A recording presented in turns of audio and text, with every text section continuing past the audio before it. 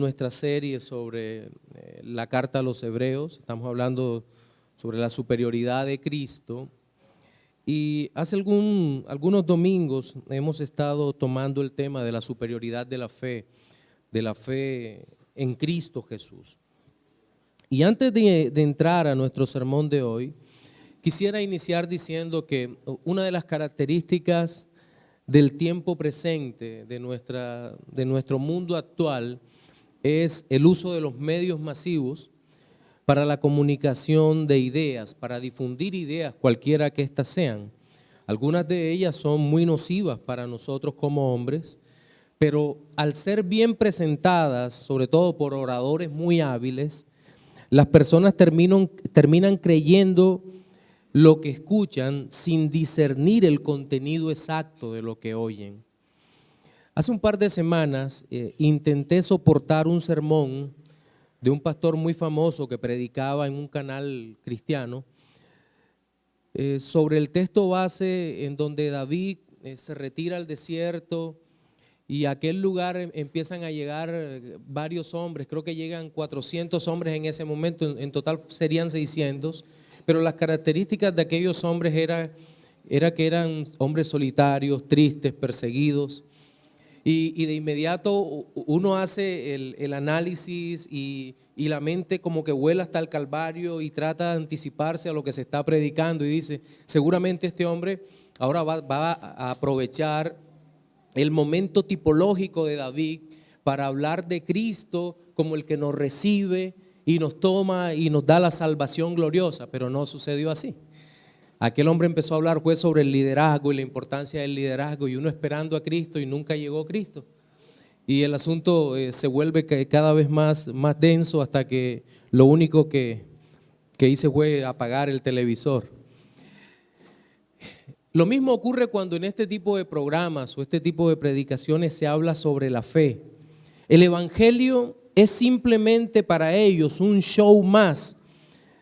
Se muestra el don no como una dádiva del Espíritu Santo, sino como un producto del alma humana que acaba de despertar y que volverá al ser humano más poderoso, seguro de sí mismo y ambicioso y capaz de obtener cualquier cosa que se proponga, pero jamás llevará a ese hombre a los pies de Cristo. Naturalmente, esa parte no aparece en la predicación, pero es la única conclusión posible de todos estos mensajes. Pero la fe superior de la Escritura es una fe muy diferente porque siempre tendrá como propósito glorioso que cada creyente pueda transitar por el mundo aferrado fuertemente a su Salvador, a Jesucristo, y eso es parte de lo que lograremos ver hoy en nuestro texto que vamos a exponer. Les invito a abrir sus Biblias en Hebreos capítulo 11, versículos 11 y 12. Repito, Hebreos capítulo 11, versículos 11 y 12.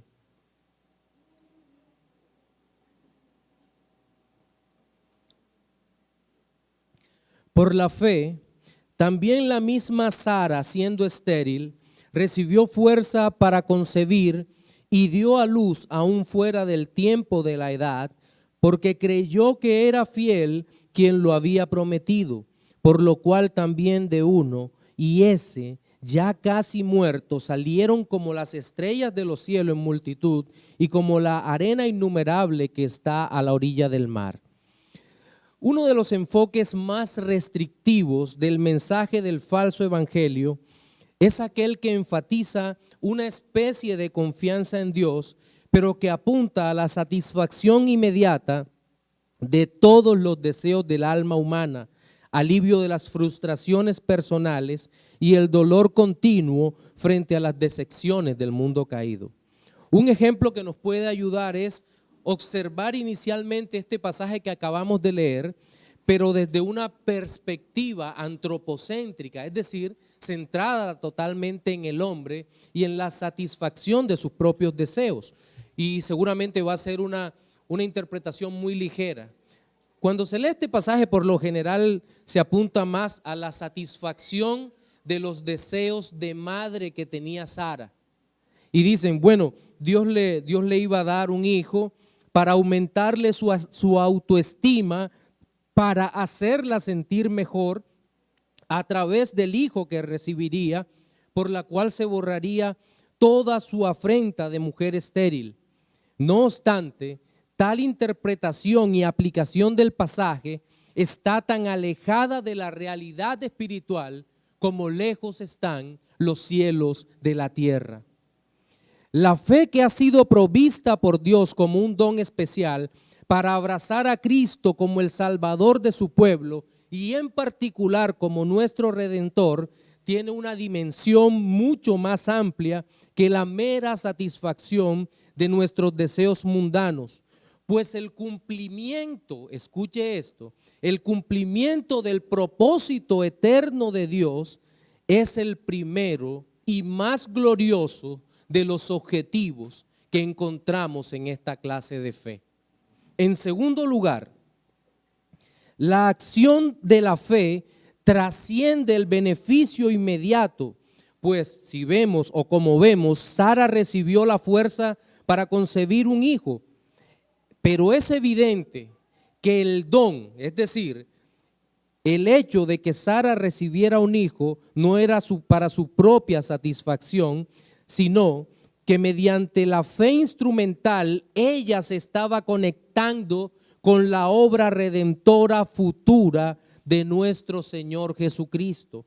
Tal realidad podemos observarla en la frase que dice, porque creyó que era fiel quien lo había prometido.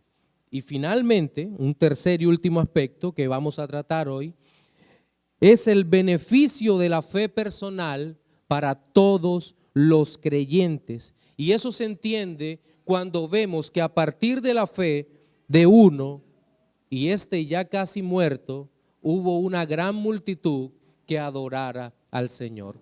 Tres aspectos que vamos a tocar hoy son simples: el propósito de la fe, va a ser el primero, luego la conexión con la obra salvadora y el beneficio de la fe para que se recibe de uno para toda una multitud.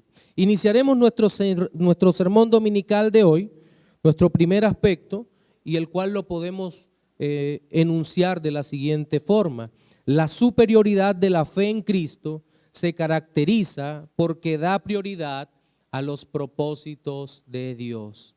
La superioridad de la fe en Cristo se caracteriza porque da prioridad a los propósitos de Dios.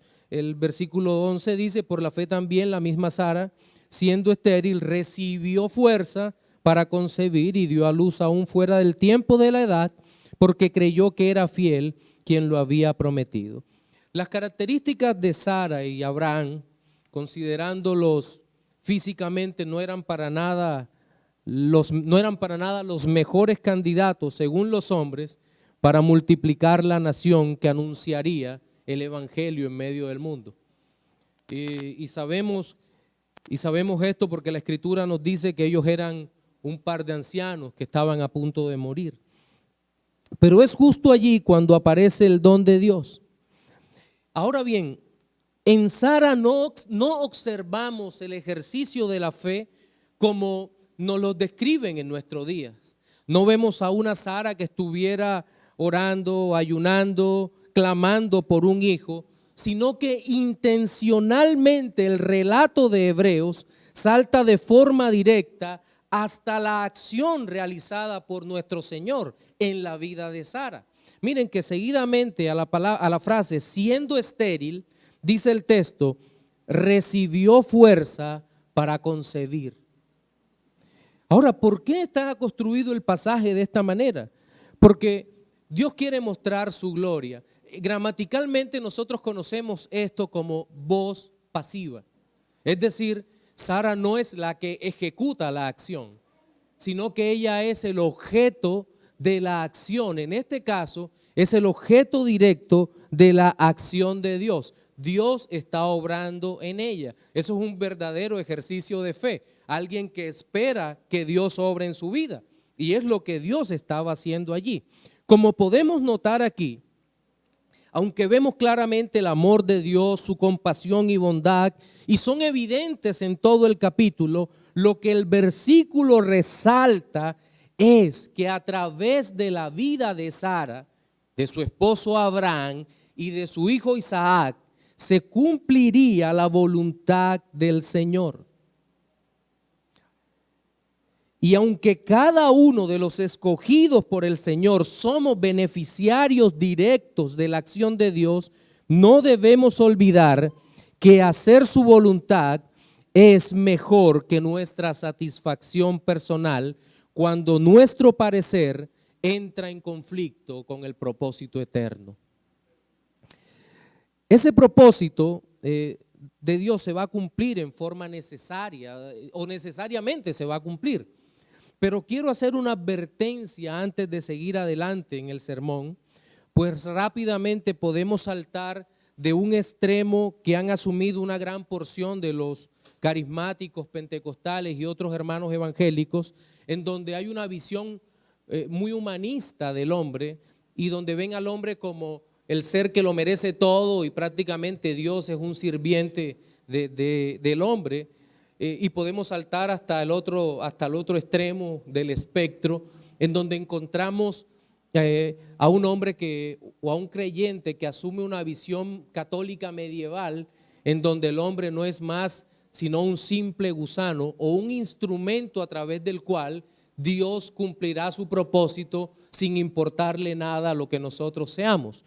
La Biblia nos presenta una visión equilibrada en donde el hombre es un ser importante para Dios. No es una marioneta en un teatro cósmico, no, definitivamente, para entretener a Dios, no.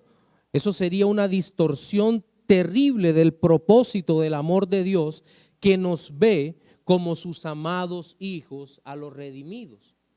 Pero esos amados hijos, o sea nosotros, que somos caprichosos muchas veces, Dios no va a estar allí simplemente para suplir nuestras necesidades porque las tenemos. No, hay algo mucho más grande que nuestras necesidades y es la gloria de Dios que se cumpla en medio del mundo. ¿Cómo podemos mirar esto? Pues bien, Sara recibió la gran bendición de un hijo. Ese hijo era importante porque el plan de Dios se seguiría cumpliendo a través de él. Isaac sería uno de los grandes patriarcas de los cuales en primer lugar saldría el pueblo de Israel, pero también de sus lomos, aunque no de su sangre, saldría nuestro Señor Jesucristo, nuestro Salvador, de tal manera que tanto el pueblo como el Salvador saldrían de una misma línea generacional, por decirlo así, ¿verdad? E Isaac sería algún tipo de Cristo, pero no podemos olvidar que también sería el amado hijo de aquella mujer que hasta ese momento había sido estéril. Si nosotros podemos mantener el equilibrio, vamos a poder disfrutar de una fe genuina, de una fe que espera en el Señor y que disfruta de las bendiciones del Señor. Ahora, es cierto que esta primera parte de nuestro sermón nos lleva a una realidad, y era la necesidad del nacimiento de Isaac en el cumplimiento del plan eterno de Dios. Y esto es bastante complejo, porque entre más meditamos en este texto, nos damos cuenta que durante toda la Escritura parece que Dios hiciera cosas cada vez más difíciles, porque en medio del mundo el tema se hacía más denso para los hombres. Voy a tratar de explicar esto con ejemplos. En este caso, Isaac nacería de una mujer estéril y un hombre viejo de edad. Pero más adelante, el cumplimiento del propósito salvador de Dios lo vamos viendo que todavía se hace más complejo. El pueblo de Israel es llevado a Egipto, después es tratado de exterminar por parte del faraón. El pueblo de Egipto empieza a odiarlo. Dios saca al pueblo de Israel haciendo unos milagros tremendos, envía 10 plagas, sobre todo el pueblo. Luego que sale, cruza el Mar Rojo, ahoga el ejército del faraón. Posteriormente vemos al pueblo que conquista con Josué a la cabeza, el pueblo que sufre tentación, y siempre Dios se va glorificando en todo tiempo. Dios mostrándose y mostrando su propósito. Durante esos años el pueblo tuvo necesidad de libertad, de ley, de ser librado de sus enemigos, y el pueblo fue beneficiario de esa fe. Recibió todo eso que necesitaba: libertad, justicia, amor de Dios, pero siempre lo más importante era el cumplimiento del propósito eterno. Y aquí hay una primera aplicación que es necesaria, y es que si nosotros deseamos verdadero gozo, el ejercicio de nuestra fe debe estar dirigido a que lo que pensamos, decimos y hacemos estén conforme a la voluntad de Dios, y todo lo que obtengamos, aunque tenga como propósito la gloria de Dios, será agradable y perfecto para sus hijos, como fue para Sara el recibir un hijo. En segundo lugar, deseo resaltar que la superioridad de la fe en Cristo se caracteriza porque se fija en la obra redentora. La superioridad de la fe en Cristo se caracteriza porque se fija en la obra redentora. Versículo 11 nuevamente dice: por la fe también la misma Sara, siendo estéril, recibió fuerza para concebir y dio a luz aún fuera del tiempo de la edad, porque creyó que era fiel quien lo había prometido. Todo ejercicio de la fe que esté dirigido hacia nosotros mismos es idolatría. Y considero que esta es la razón por la cual en el versículo 11 que acabamos de repetir, Sara había perdido toda la esperanza, y Dios operó de tal forma que restauró aún la fe en ella para que toda la gloria fuera de Cristo. Miren, en Génesis capítulo 18, versículos del 10 al 15, permítanme leerlo para ustedes, apúntenlo, pero escuche atentamente. Entonces dijo, leo en versión Reina Valera, entonces dijo: de cierto volveré a ti, y según el tiempo de la vida, he aquí que Sara tu mujer tendrá un hijo. Y Sara escuchaba a la puerta de la tienda que estaba detrás de él. Y Abraham y Sara eran viejos, de edad avanzada, y a Sara le había cesado ya la costumbre de las mujeres. Se rió pues Sara entre sí diciendo: después que he envejecido, ¿tendré deleite siendo también mi señor ya viejo? Entonces Jehová dijo a Abraham: ¿por qué se ha reído Sara diciendo: ¿será cierto que he de dar a luz siendo ya vieja? ¿Hay para Dios alguna cosa difícil? Al tiempo señalado volveré a ti, y según el tiempo de la vida, Sara tendrá un hijo. Entonces Sara negó diciendo: no me reí porque tuve miedo, no me reí porque tuve miedo. Y él dijo: no es así, sino que te has reído. Como podemos ver en este pasaje, en Sara se conjugaban una serie de condiciones propias que le habían hecho perder la esperanza en tener un hijo a su edad. Primeramente, su edad, lo acabo de decir. En segundo lugar, su esposo anciano, su histórica esterilidad, el cese de la menstruación. Todo eso sumado daba como resultado la resignación, la duda, y podemos inferir que la incredulidad. Algún humanista podría llamarle a este tipo de incredulidad una falta de fe razonable debido a la evidencia. Pero la verdadera fe trasciende a la razón, aunque no sea contraria a ella. Pero observamos en toda esta situación, o que toda esta situación redundaría nuevamente para la gloria de Dios. Sara había perdido la esperanza y la fe, pero la fe en ella misma. Ella era perfectamente consciente de que Dios podía hacer cualquier cosa, pero ella no estaba dudando de Dios como tal. Ella decía, yo soy vieja, yo no tengo deleite en mi esposo y obviamente esto no puede ocurrir en mí.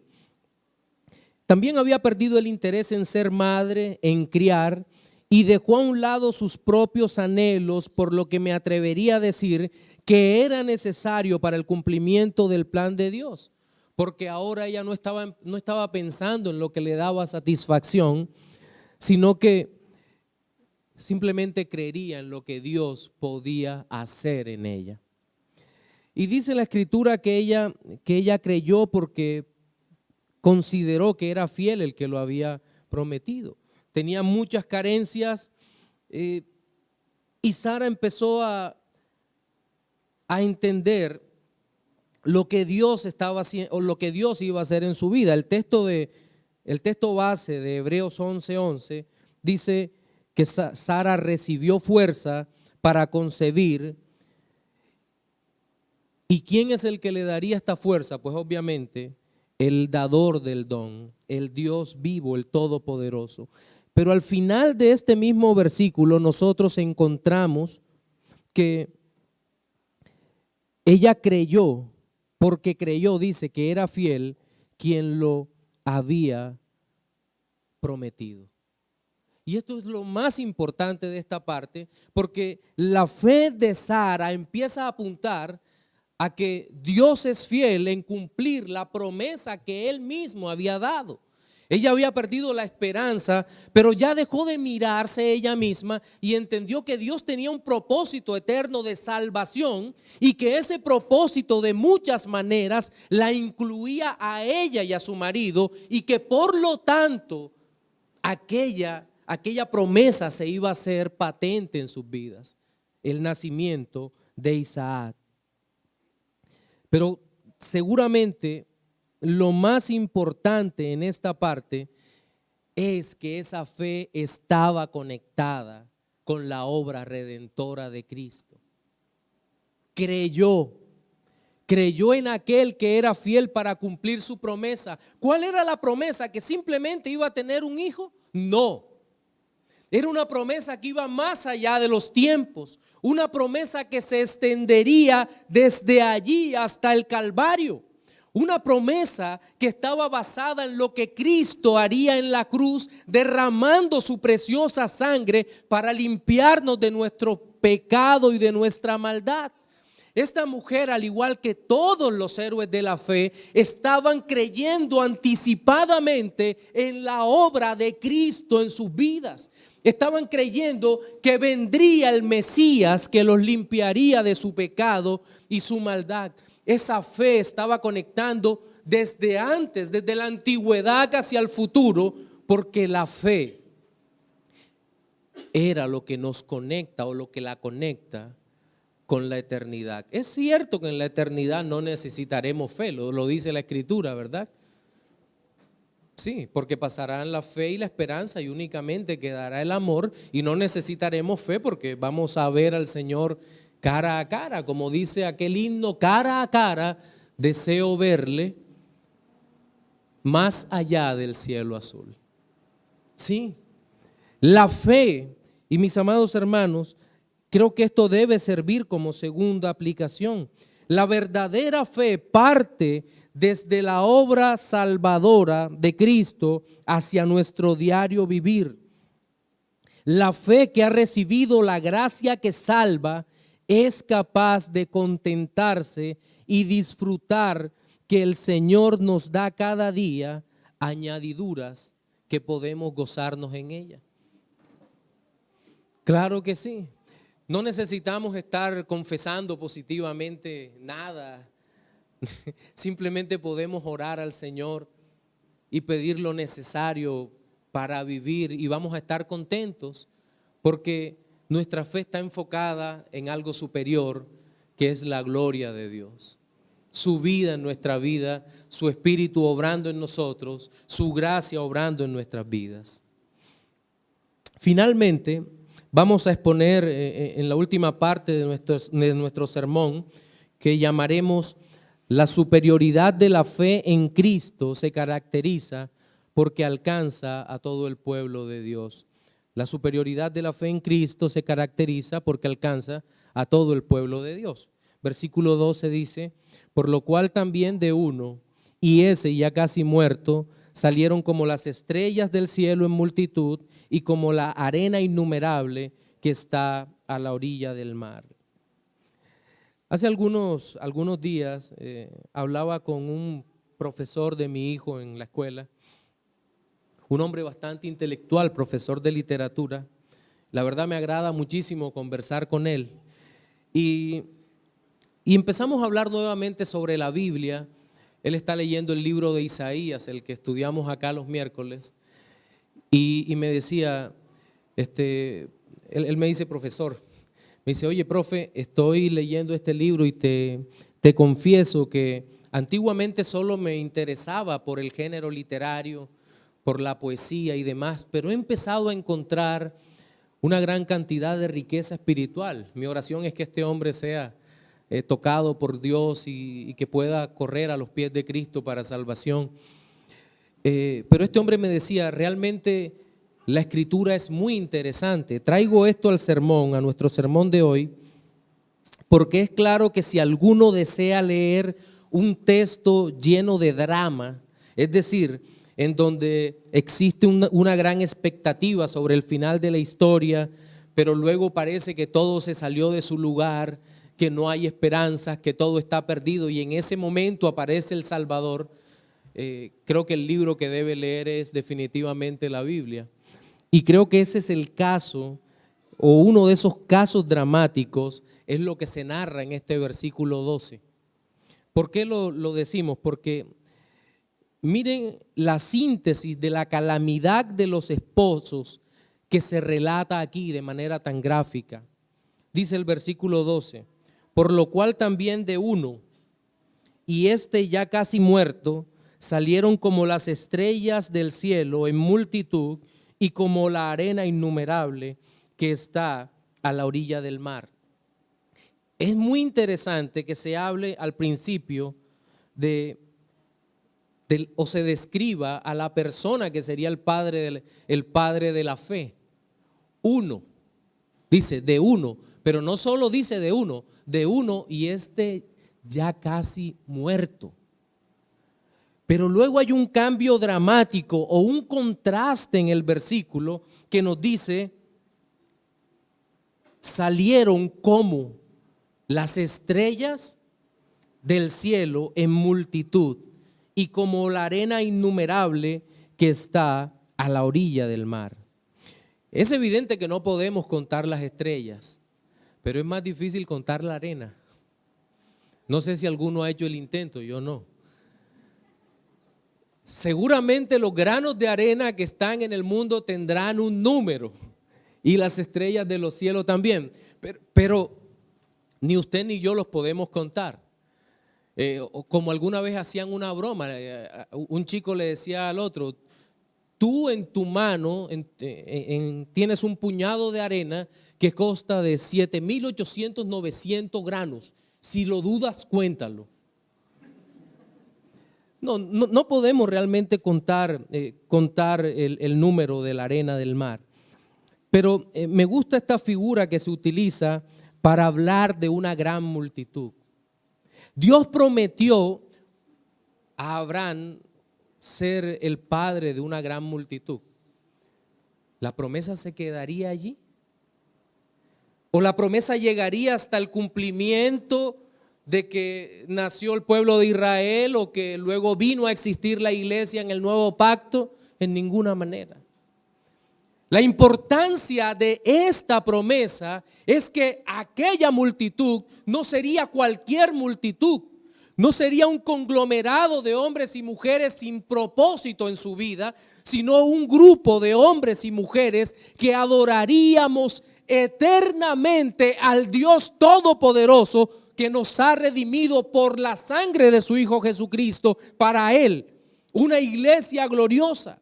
Ahora bien, en el Antiguo Testamento teníamos el tipo de la iglesia que era la multitud de Israel, aquella que guardaba el testimonio de Dios ante las naciones. Pero luego en el Nuevo Testamento tenemos una multitud mucho más gloriosa, la iglesia, que tiene toda la revelación de Cristo en este nuevo pacto y en donde hay hombres y mujeres de toda lengua, de toda tribu, de toda raza, de toda nación. Pero ¿qué tal cuando nos vamos a Apocalipsis en el capítulo 4 y luego pasamos hasta llegar al capítulo 7 y luego los últimos 2 capítulos del Apocalipsis? ¿Qué encontramos? Encontramos esa gran multitud, pero una multitud de todo hombre, de todas las épocas. Wow, debe ser emocionante en los cielos encontrarnos con hombres que le han servido de manera anónima, pero gloriosa a Dios durante todo el tiempo. Qué maravilloso será esa maravillosa visión de la multitud vestida de ropas blancas, las acciones justas de los santos, de hombres y mujeres salvados para la gloria de Dios, que a una voz y sin desentonarnos vamos a cantarle al Señor para su propia gloria. Pero en este versículo también leemos o notamos la presencia de un elemento maravilloso, y es el hecho de que la fe de uno beneficia a otros. ¿Cómo así? Es cierto que nadie puede creer por otro. Nadie puede creer por mí. Nadie puede creer con usted. Ni siquiera aquel versículo que nos habla de que serás salvo tú y tu casa, ¿verdad? Que eso nadie puede creer por otra persona. La salvación es personal, o como dicen los títulos valores que se giran a una persona en particular, la salvación es personal e intransferible. Pero hay algo que también es cierto y que no podemos poner de lado. Se trata de que el pacto sí es algo colectivo, en donde participan individuos, personas reales de toda lengua, raza, tribu y nación, que somos beneficiarios de la fe de Abraham y el creer de Sara. Somos herederos por la fe de la promesa de eterna redención y, por supuesto, bienaventurados por la fe de los santos que creyeron antes que nosotros las enseñanzas de Dios y se esforzaron en sintetizarlas, en escribirlas y en dejárnosla a nosotros. Somos beneficiarios de las acciones de la fe de otras personas, como es beneficiario un chico de la fe de sus padres, porque para nadie es un secreto que un hijo que nace en un hogar cristiano goza de ventajas enormes sobre un chico que en cuyo hogar no conocen a Dios, por muy buen hogar que éste sea. Para nosotros es una gran bendición poder estar en un hogar cristiano. Para nuestros hijos es una gran bendición y nuestros hijos se benefician de esa fe porque están continuamente expuestos al evangelio, a la gracia, a la corrección y al amor que únicamente Dios puede dar. Pero también debemos decir que en toda esta enseñanza sobre la fe genuina nos conduce a saber que la manifestación de una verdadera convicción de salvación en Jesucristo quita el egoísmo de nuestras almas, porque empieza a darle prioridad a lo que realmente es prioritario. ¿Qué es prioritario? La gloria de Dios, el hacer su voluntad, el cumplimiento de sus propósitos. Y es por eso que vemos aquí el fracaso de la mal llamada superfe, porque esta superfe humaniza lo sobrenatural, tratando de volver una cosa común el precioso don divino que es capaz de abrazar la gracia salvadora, falsificando así la verdad para que simplemente los hombres deseen lo temporal, lo intrascendente, lo banal, lo superfluo y no a Cristo. Aquel hombre que no desea a Cristo no desea la verdadera salvación. aquel que está más interesado en lo material del mundo, que muchas cosas son necesarias, porque no podemos negarlo, pero el que esté más interesado en lo material del mundo, seguramente no va a poder ver a Cristo. Cuando nuestras ambiciones materiales superan nuestro deseo por Cristo, no tenemos verdadera fe. Necesitamos el poder de una fe renovada, poderosa, santa, venida de lo alto para glorificar a Dios en nuestros cuerpos mortales. Una última aplicación. Una pregunta que frecuentemente se hace desde los púlpitos cuando se predica sobre la falsa fe es si queremos recibir un milagro físico, financiero o material, y la oferta va acompañada por una frase más o menos que dice, pide lo mejor de este mundo. En la mañana de hoy deseo mostrar que la verdadera fe puede tomar lo mejor del universo y tenerlo para siempre, pues por la fe Dios nos da a su Hijo Cristo, el Salvador, lo mejor de Él, lo mejor del universo. En nuestro sermón dominical de hoy hemos expuesto 3 aspectos relacionados con la superioridad de la fe. Fueron los siguientes. La superioridad de la fe en Cristo se caracteriza porque da prioridad a los propósitos de Dios. Segundo, la superioridad de la fe en Cristo se caracteriza porque se fija en la obra redentora de Cristo. Tercero, la superioridad de la fe en Cristo se caracteriza porque alcanza a todo el pueblo de Dios. Reflexiones finales para los no creyentes. Amigo, no sé cuáles son tus deseos. No sé qué es lo que anhelas en el mundo, bienes, riqueza, seguridad, una hermosa familia. Pero si no tienes a Cristo por la fe que Dios da, estás perdido. Pídele a Dios que te dé fe para creer en Cristo y solo así, y solo de esa manera, tendrás el mayor de los tesoros, la vida eterna. Para los creyentes, nuestra fe, mis amados hermanos, deberíamos ejercitarla hasta el punto que crezcamos hasta la medida de fe que Dios ha determinado que tenga nuestra alma, para que por esa fe tengamos una mejor y más profunda e íntima relación con nuestro Señor y Salvador. Amén. Señor, te